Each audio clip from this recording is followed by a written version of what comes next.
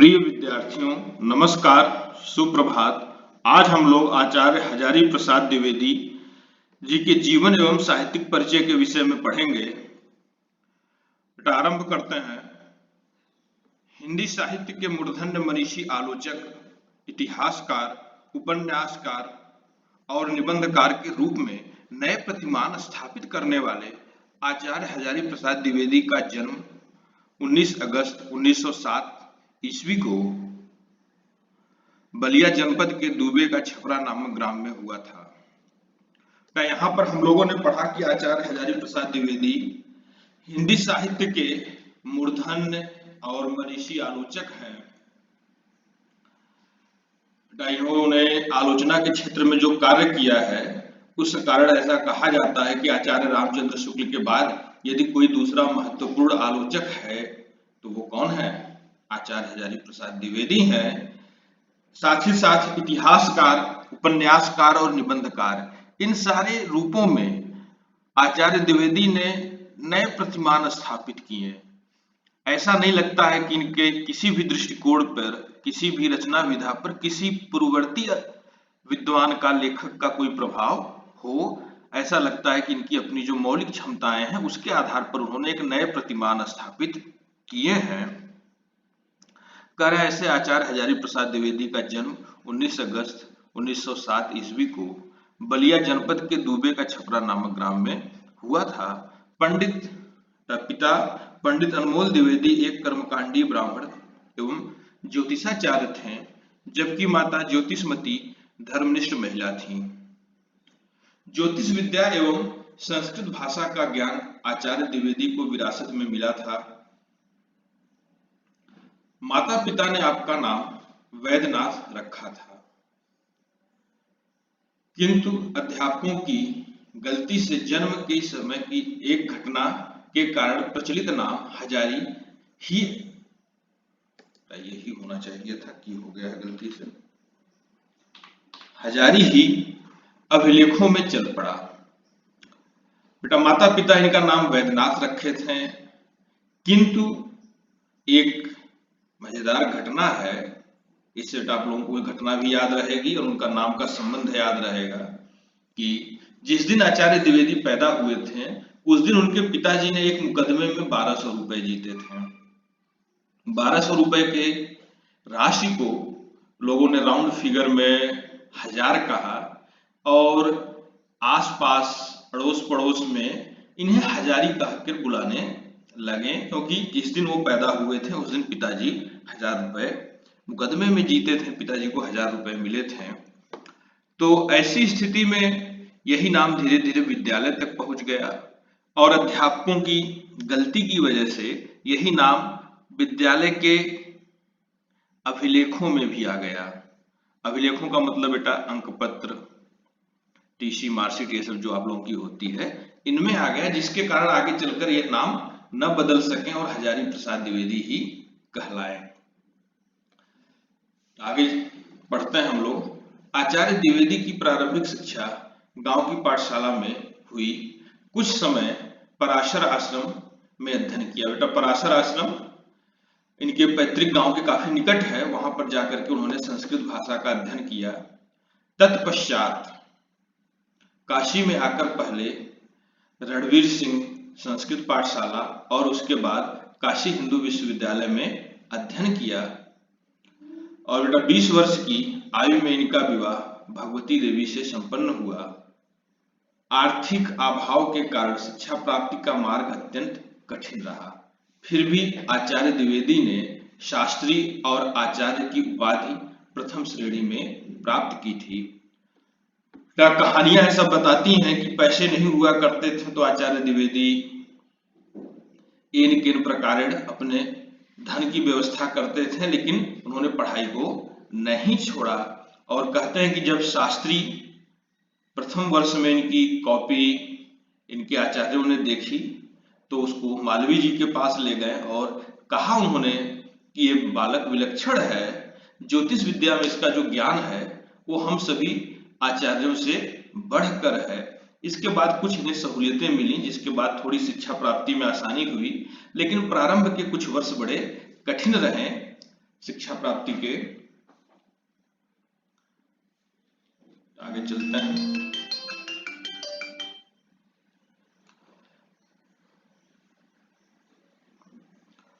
आर्थिक अभाव के कारण वाली बात हो गई थी, और इसके बाद विद्यार्थी जीवन में ही व्योमकेश शास्त्री छद्म नाम से उन्होंने अपने गुरुजनों की आलोचना करने वाले ज्योतिष शास्त्र संबंधी लेख लिखने लगे।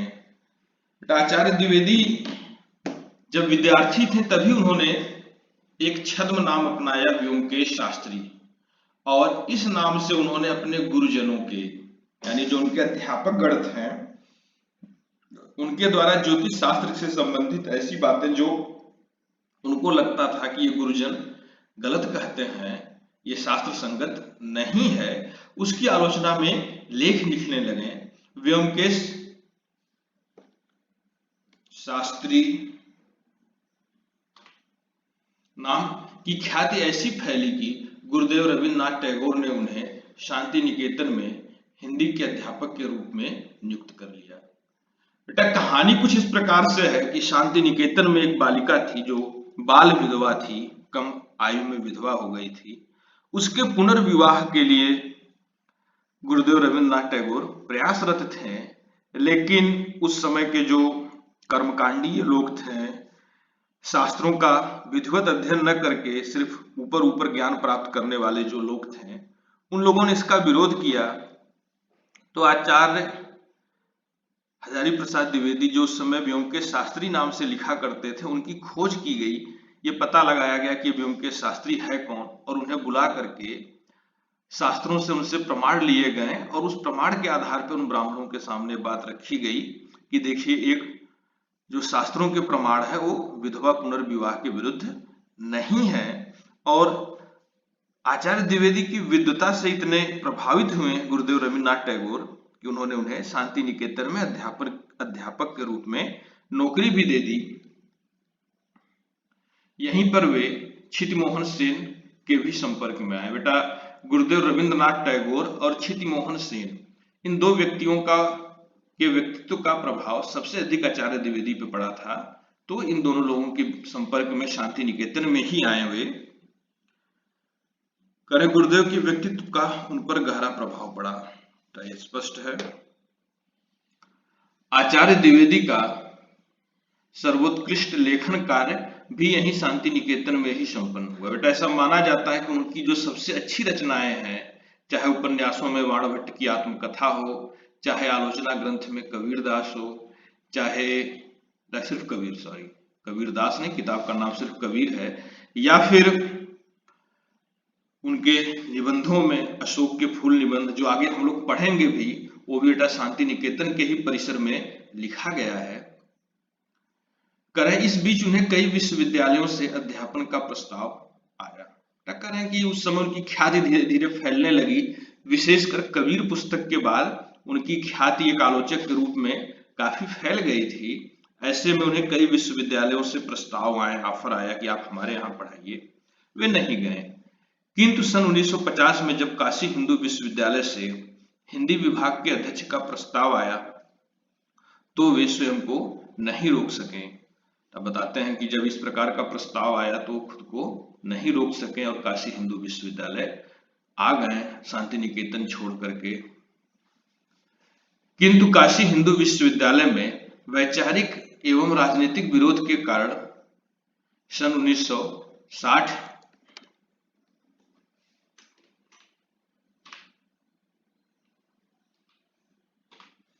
ईस्वी में पंजाब विश्वविद्यालय चंडीगढ़ में हिंदी विभाग के अध्यक्ष का पद स्वीकार कर लिया। काशी हिंदू विश्वविद्यालय में आचार्य हजारी प्रसाद द्विवेदी का बड़ा विरोध हुआ। कुछ विरोध वैचारिक था क्योंकि शुक्ल जी की मान्यताएं काशी हिंदू विश्वविद्यालय में बीएचयू में स्थापित थी और एक ऐसा विद्वान जो उनकी स्थापनाओं को उलट रहा था, उसके आने से एक खलबली मची। साथ ही राजनीतिक भी कुछ कारण थे। हिंदी विभाग के अध्यक्ष के पद को लेकर के अन्य लोग उनसे संघर्ष कर रहे थे। इस कारण से उन्होंने बेटा संघर्ष करने के बजाय दूसरे स्थान पर चला जाना स्वीकार किया और चंडीगढ़ विश्वविद्यालय आ गए। सन 1968 में वे पुनः काशी हिंदू विश्वविद्यालय में कुलपति के रजिस्ट्रार पद पर लौट आए। सेवानिवृत्ति के बाद उत्तर प्रदेश हिंदी साहित्य संस्थान लखनऊ के आजीवन उपाध्यक्ष रहे और काशी हिंदू विश्वविद्यालय से ही सेवानिवृत्त हुए रजिस्ट्रार कुलपति के रजिस्ट्रार पद से, और उसके बाद सेवानिवृत्ति के बाद उत्तर प्रदेश हिंदी साहित्य संस्थान जो लखनऊ में है उसके आजीवन उपाध्यक्ष रहे। आचार्य द्विवेदी को लखनऊ विश्वविद्यालय ने डिलीट की उपाधि से सम्मानित किया तथा भारत सरकार ने पद्म भूषण से विभूषित किया। निबंध संग्रह आलोक पर्व के लिए साहित्य अकादमी पुरस्कार भी प्राप्त किया गया। 19 मई 1979 को आचार्य द्विवेदी का देहांत हो गया, किंतु अपनी कृतियों के माध्यम से वे हिंदी पाठकों के हृदय में सदैव अमर रहेंगे। तो बेटा इस प्रकार से हमने उनका भी जीवन परिचय पढ़ा। अब हम लोग उनकी रचनाओं के विषय में पढ़ते हैं। बेटा उनके 4 उपन्यास हैं। वाण भट्ट की आत्मकथा, ये उपन्यास अक्सर परीक्षाओं में भी पूछता है, और सिर्फ ये नहीं पूछता है कि ये किसकी रचना है, अक्सर ये पूछता है कि किस विधा की रचना है। बेटा ये उपन्यास है। चूंकि नाम में आत्मकथा लगा है इसलिए भ्रम होने की जो संभावना रहती है उसके कारण ऐसा है। चारुचंद लेख पुनर्नवा अनामदास के का पोथा। इसी क्रम में बेटा उनके निबंध संग्रह हैं। अशोक के फूल आप लोगों को पढ़ने हैं। उत्तज, विचार प्रवाह, विचार वितर्क, आलोक पर्व, कल्पलता। आलोचना ग्रंथों में सूर साहित्य, कबीर, साहित्य सहचर, साहित्य का मर्म, हिंदी दूसरी लाइन में आ गए, कालिदास की लालित्य योजना। इसके बाद उनके बेटा साहित्य इतिहास के जो ग्रंथ हैं उनमें हिंदी साहित्य की भूमिका बहुत ही महत्वपूर्ण ग्रंथ है। हिंदी साहित्य का आदिकाल और हिंदी साहित्य। इसके अलावा बेटा और भी कई रचनाएं हैं उनकी जो उन्होंने एक अध्यापक के रूप में विद्यार्थियों के सहयोग के लिए लिखा था, लेकिन जो महत्वपूर्ण रचनाएं हैं वो ये 3 हैं। संपादित ग्रंथों की बात करते हैं। नाथ सिद्धों की वाणी, नाथ और सिद्ध संप्रदाय पर बड़ा सुंदर कार्य किया है आपने। राहुल सांकृत्यायन के बाद इन दोनों संप्रदायों के कवियों पर सबसे अच्छा कार्य आचार्य द्विवेदी ने ही किया है। इसके बाद संक्षिप्त, पृथ्वीराज रासो और संदेश रासक, ये इनके द्वारा संपादित ग्रंथ हैं। अनुदित रचनाओं में प्रबंध चिंतामणि, पुरातन प्रबंध, प्रबंध कोश, विश्व परिचय, इस प्रकार की बेटा रचनाओं का आपने सृजन किया है। और आगे चलते हैं हम लोग इसी क्रम में भाषा की बात करते हैं। तो बेटा आचार्य द्विवेदी की जो भाषा है, चूंकि संस्कृत के बड़े विद्वान हैं, तो करें आचार्य द्विवेदी की भाषा संस्कृत निष्ठ और परिमार्जित खड़ी बोली हिंदी है। संस्कृत निष्ठ है और काफी परिमार्जित भाषा है। भाषा की शुद्धता का बड़ा ध्यान रखा जाता है। भावानुकूल अरबी, फारसी और अंग्रेजी के शब्दों का सहज प्रयोग देखा जा सकता है। और बेटा साथ ही ऐसा नहीं है कि बिल्कुल कट्टर हो कि नहीं संस्कृत के ही शब्दों का प्रयोग करेंगे। जहां पर भाव को व्यक्त करने के लिए आवश्यकता पड़ती है वहां पर अरबी, फारसी और अंग्रेजी के शब्दों के चयन में भी आचार्य को कोई संकोच नहीं है। भाषा में मुहावरों का प्रयोग कम देखा जाता है। आचार्य द्विवेदी मुहावरों का प्रयोग कम करते हैं, और जब कम करते हैं तो मुहावरों की भरपाई किससे करते हैं? इसकी भरपाई दृष्टांतों और गल्पों से किया गया है। दृष्टांत कुछ घटनाओं को लेते हैं और कुछ गल्पों को। बेटा गल्प इसको हम लोग सहज भाषा में कहते हैं गप, ठीक है। आचार्य द्विवेदी कई बार ऐसे दृष्टांतों को लाते हैं, ऐसे संस्मरण लाते हैं जो वास्तविक नहीं है, काल्पनिक संस्मरण है, लेकिन इसके बावजूद भी उसके जो अर्थ होते हैं बड़े गहरे होते हैं। तो इस प्रकार के काल्पनिक संस्मरणों के माध्यम से और दृष्टांतों के माध्यम से वो अपनी भाषा को बड़ा सजीव बना करके रखते हैं। किसी भी गूढ़तम विषय को सहज भाषा में समझाना ही आचार्य द्विवेदी की सबसे बड़ी विशेषता है। बेटा ये सबसे बड़ी विशेषता है आचार्य द्विवेदी की कि विषय कितना भी गूढ़ हो लेकिन उसे सहज भाषा में कैसे समझा सकते हैं, ये आचार्य द्विवेदी से बेहतर कोई नहीं जानता है। इसके बाद हम लोग शैली की बात करेंगे। तो बेटा आचार्य द्विवेदी की जो शैलियां हैं वो हर विधा में लगभग अलग अलग हैं। करें एक इतिहासकार के रूप में आचार्य द्विवेदी परंपरावादी हैं। बेटा ऐसा कहा जाता है कि शुक्ल जी परिस्थितिवादी आलोचक थे, इतिहास लेखक थे, लेकिन आचार्य द्विवेदी परंपरावादी थे। साथ ही आलोचक के रूप में लोक के समर्थक थे। जहां पर आचार्य शुक्ल शास्त्रीय मान्यताओं को अधिक बल दिया करते थे, वहीं पर आचार्य द्विवेदी लोक मान्यताओं को अधिक बल दिया करते थे। ललित निबंधकार के रूप में जाने जाते हैं। बेटा इनके जो निबंध हैं वो ललित निबंधों के रूप में जाने जाते हैं, जबकि आचार्य शुक्ल के निबंध वैचारिक निबंध हुआ करते थे। इस प्रकार से आचार्य शुक्ल से उनकी जो भिन्नता है वह भी स्पष्ट होती चल रही है, और साथ ही साथ उनके इन विधाओं में जो विशेषता है उनको भी हम लोग समझते हैं।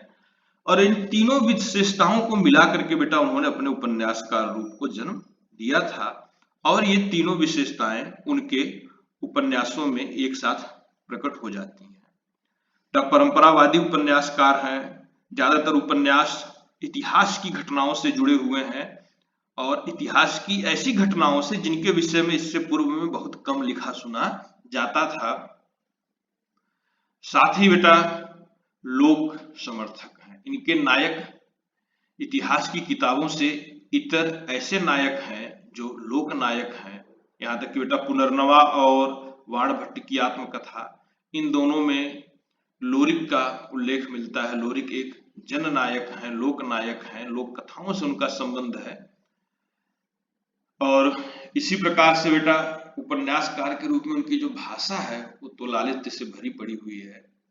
उनकी शैली विचारात्मक, गवेषणात्मक, भावात्मक, आत्मपरक और आलोचनात्मक है। अगर हम देखेंगे अशोक का फूल निबंध पढ़ते समय भी आप लोग इस चीज को महसूस करेंगे कि उनकी जो शैली है वो विचारात्मक है, विचारों से भरी हुई है, गवेषणात्मक है, किसी मान्यता पर पहले से स्थिर नहीं होते हैं, बल्कि गवेषणा करते हैं, खोज करते हैं, किसी शोध करने वाले व्यक्ति की तरह खोजते रहते हैं कि वास्तविक कारण क्या है या वास्तविक चीजें क्या है। कभी प्रारंभ में ही वो किसी मान्यता को नहीं रखते हैं, पूरी समीक्षा के बाद एक मान्यता को रख पाते हैं। भावात्मक हैं, भाव प्रधान हैं, आत्मपरक हैं। ज्यादातर लेखों में, निबंधों में वो स्वयं शामिल होते हैं। जैसा कि अशोक के फूल में वो अपने आप से ही शुरुआत करते हैं कि मैं देख रहा हूं अशोक का फूल खिला हुआ और मैं उदास हूं। क्यों उदास हूं भाई? इसी की पूरी समीक्षा उस निबंध में की गई है। और आलोचनात्मक दृष्टिकोण था, हमेशा आलोचना करना। एक तरफ जब अशोक के फूल में वो शोक प्रकट करते हैं कि अशोक जैसे सुंदर फूल को लोगों ने क्यों भुला दिया, वहीं दूसरी तरफ यह भी कहते हैं कि अच्छा किया भुला दिया, क्योंकि वो सामंती परंपराओं का प्रतीक था। तो इस प्रकार से बेटा आचार्य हजारी प्रसाद द्विवेदी के जीवन एवं साहित्यिक परिचय के विषय में हम लोगों ने पढ़ा। अब हम लोग आगे इनके द्वारा लिखे गए निबंध अशोक के फूल का अध्ययन करेंगे। धन्यवाद। जय हिंद, जय भारत।